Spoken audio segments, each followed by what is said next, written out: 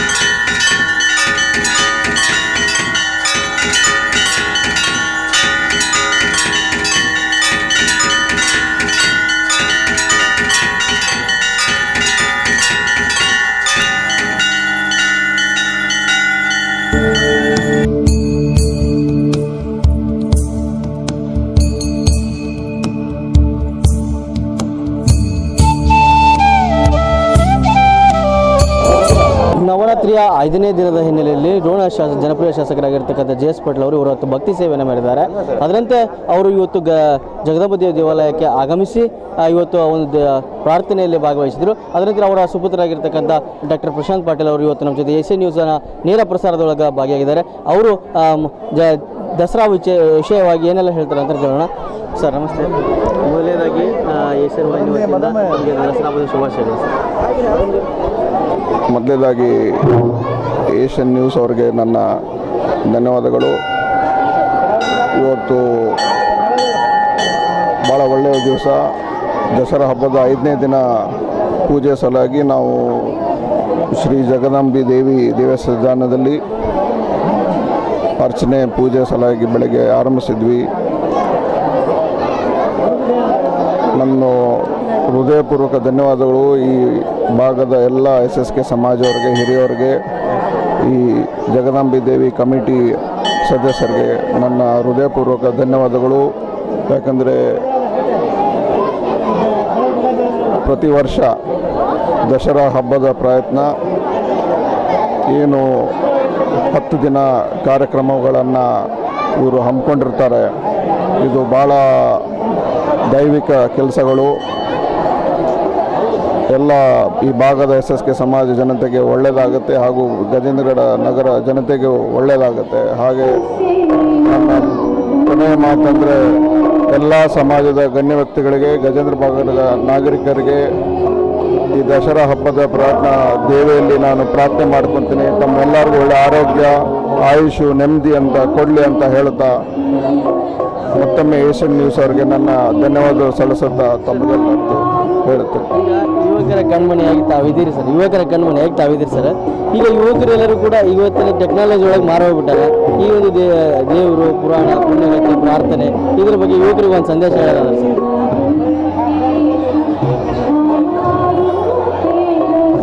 ನಾವು ಹೇಳೋದು ಸತ್ಯ. ಯಾಕಂದರೆ ಟೆಕ್ನಾಲಜಿ ಇಲ್ಲ ಅಂದರೆ ನಮ್ಮ ಜೀವನ ಮುಂದೆ ನಡೆಯೋದಿಲ್ಲ. ಆದರೆ ಮನುಷ್ಯಗೆ ಏನೋ ನಾವು ಸಾಧಿಸ್ಬೇಕಂದ್ರೆ ಟೆಕ್ನಾಲಜಿ ಅಷ್ಟೇ ನಾವು ಸಾಧಿಸೋಕ್ಕಾಗೋದಿಲ್ಲ. ದೈವ ಶಕ್ತಿ, ದೇವರದ ಆಶೀರ್ವಾದ, ದೇವರ ಮೇಲೆ ನಂಬಿಕೆ, ದೇವರ ಮೇಲೆ ಭಯ ಅದಿದ್ದರೆ ನಮಗೆ ಆ ಗುರಿಯನ್ನು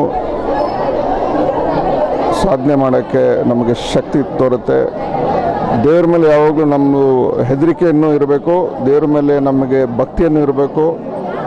ಅದು ಎಷ್ಟು ನೆಮ್ಮದಿ ಕೊಡುತ್ತೆ ದೇವ್ರ ಮೇಲೆ. ಯಾಕಂದರೆ ನಮ್ಮ ಹಿಂದೆ ಯಾರಿಲ್ಲ ಅಂದರೂ ಆ ದೇವರಿದೆ ಅಂತ ಅದು ಒಂದೇ ಶಕ್ತಿ ಸಾಕು ನಾವು ಜೀವನದಲ್ಲಿ ಸಾಧನೆಯನ್ನು ಮಾಡೋಕ್ಕೆ. ಅದಕ್ಕೆ ಟೆಕ್ನಾಲಜಿ ಜೊತೆ ನಾವೆಲ್ಲ ಯುವಕರು, ಯಾಕಂದರೆ ಬರೀ ಕಷ್ಟ ಕಾಲದಲ್ಲಿ ನಾವು ದೇವ್ರ ಹತ್ರ ಮುಖ ಮಾಡಬಾರ್ದು.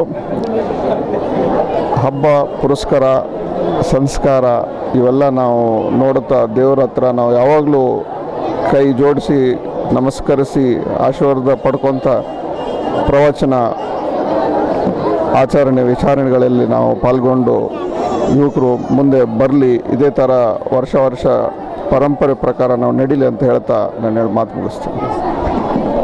ಒಟ್ಟಿನಲ್ಲಿ ದಸರಾ ಹಬ್ಬದ ಹಿನ್ನೆಲೆಯೊಳಗೆ ಯುವಕರು ತಂತ್ರಜ್ಞಾನ ಜೊತೆಗೆ ಧಾರ್ಮಿಕ ಶಕ್ತಿಯನ್ನು ಕೂಡ ಬೇಕಾಗುತ್ತೆ. ಒಟ್ಟಿನಲ್ಲಿ ಯುವಕರು ಎಲ್ಲರೂ ಕೂಡ ಧಾರ್ಮಿಕವಾಗಿ ಕಾರ್ಯಕ್ರಮಗಳಲ್ಲಿ ಭಾಗಿಯಾಗಬೇಕು ಅಂತ ಕರೆಯನ್ನು ಕೊಟ್ಟಿರ್ತಕ್ಕಂಥ ಡಾಕ್ಟರ್ ಪ್ರಶಾಂತ್ ಪಾಟೀಲ್ ಅವರಿಗೆ ವಂದನೆಗಳನ್ನು ಸಲ್ಲಿಸ್ತಾ, ಈಗ ನೀವು ದೃಶ್ಯಗಳಲ್ಲಿ ತೋರಿಸ್ತಾ ಇದ್ದೀನಿ ಯಾವ ರೀತಿಯಾಗಿರ್ತಕ್ಕಂಥ ಭಕ್ತರು ಆಗಮಿಸ್ತಾ ಇದ್ದಾರೆ ಅಂತಂದೇಳಿ.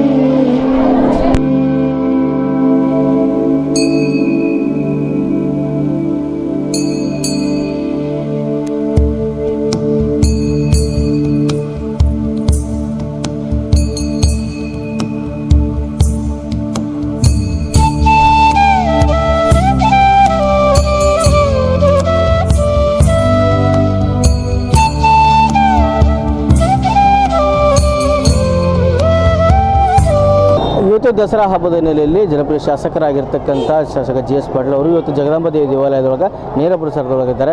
ಅವರು ನಾನು ಮಾತಾಡ್ತಾ ಹೋಗ್ತೀನಿ.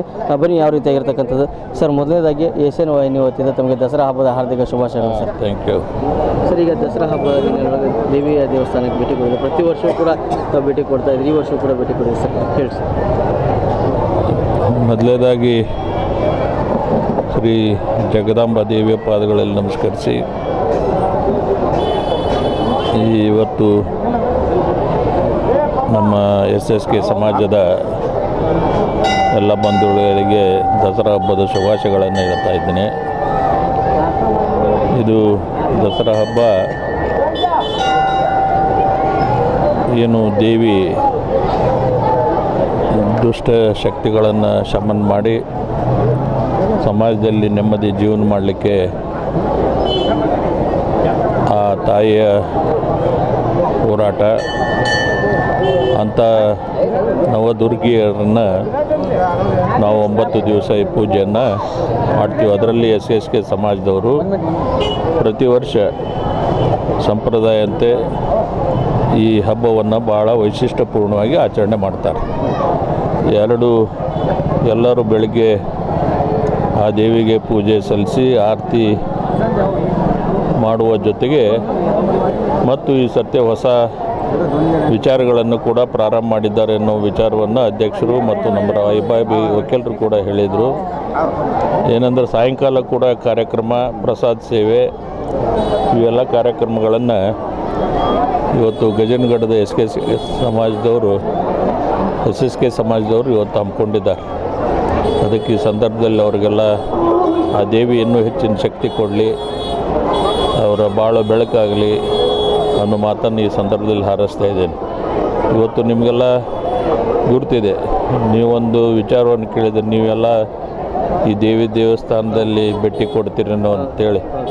ಈಗ ನಿಮಗೆಲ್ಲ ತಿಳಿದ ಹಾಗೆ ಇವತ್ತು ನಾವೆಲ್ಲ ನಮ್ಮ ರೋಣ ತಾಲೂಕು ಅಬ್ಬಿಗೇರಿ ಗ್ರಾಮದಲ್ಲಿ ಶರನ್ನವರಾತ್ರಿ ಪೂಜ್ಯ ರಂಭಾಪುರಿ ಜಗದ್ಗುರುಗಳ ಒಂದು ದಸರಾ ದರ್ಬಾರ್ ಕಾರ್ಯಕ್ರಮವನ್ನು ಆಯೋಜನೆ ಮಾಡಿದ್ದೇವೆ. ಇವತ್ತು 6ನೇ ದಿವಸದ ಕಾರ್ಯಕ್ರಮ.